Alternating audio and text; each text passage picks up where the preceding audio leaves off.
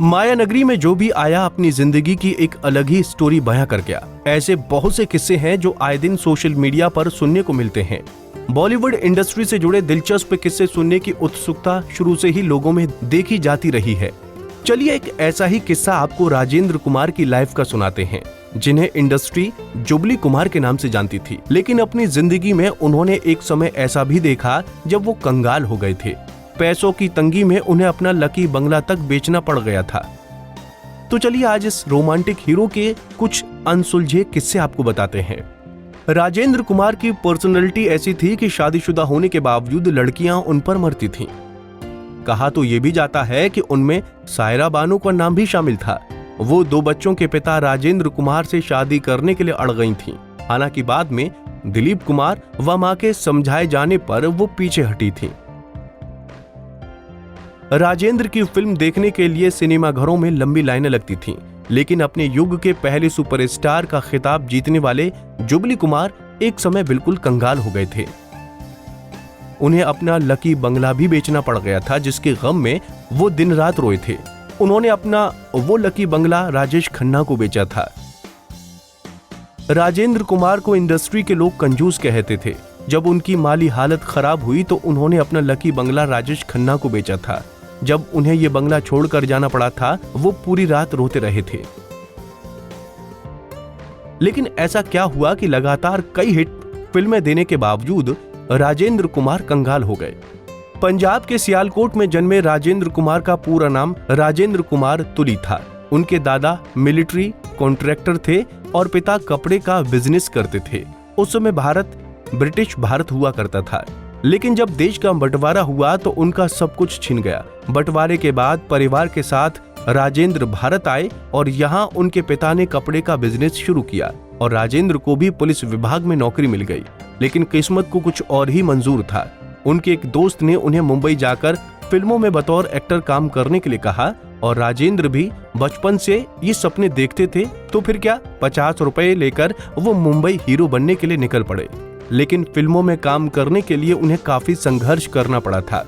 उस समय उनकी जेब में सिर्फ 50 रुपए थे, जो उन्हें पिता से मिली घड़ी को बेचकर मिले थे।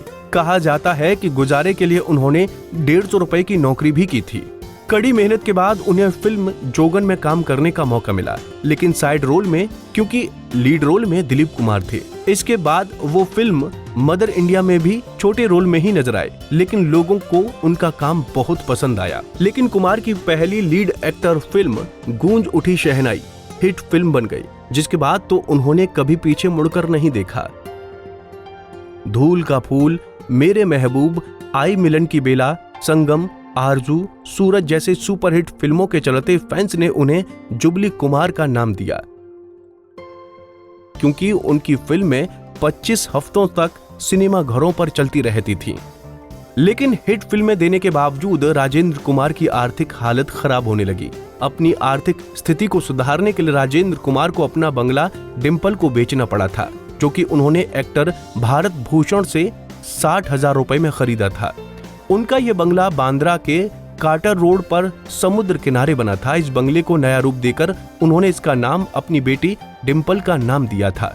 इस बंगले के आते ही राजेंद्र का करियर बुलंदियों पर पहुंच गया। इसी कारण वो इस बंगले को खुद के लिए लकी मानते थे। जब राजेश खन्ना को ये बात पता चली कि राजेंद्र कुमार इसे बेच रहे हैं, तो उन्होंने इसे तुरंत खरीदने का फैसला कर लिया था। बंगला खरीदने के बाद राजेश खन्ना ने इसका नाम आशीर्वाद रख दिया। राजेश खन्ना के लिए भी ये बंगला काफी लकी साबित हुआ था। उन्होंने भी इस बंगले में शिफ्ट होने के बाद एक के बाद एक 15 हिट फिल्में दी थीं। यही वजह है कि उन्हें ये बंगला बेहद प्यारा था। उन्होंने भी अपने जीवन के आखिरी पल इसी बंगले में काटे थे। वहीं राजेंद्र ने जब ये लकी बंगला बेचा था तो वो गम में बहुत रोए थे। इसे बेचने के बाद राजेंद्र कुमार की हालत कंगाली जैसी हो गई थी। आखिर में 12 जुलाई 1999 को कैंसर के कारण मुंबई में 69 वर्ष की उम्र में राजेंद्र कुमार का निधन हो गया। राजेंद्र कुमार, जिन्होंने लगभग 80 फिल्मों में अपना अभिनय दिखाया, लेकिन जीवन का आखिरी दौर उनके लिए काफी कठिनाइयों से भरा रहा। हालांकि उनके चाहने वाले तो उन्हें आज भी याद करते हैं। आपको हमारा ये पैकेज कैसा लगा, हमें बताना न भूलें।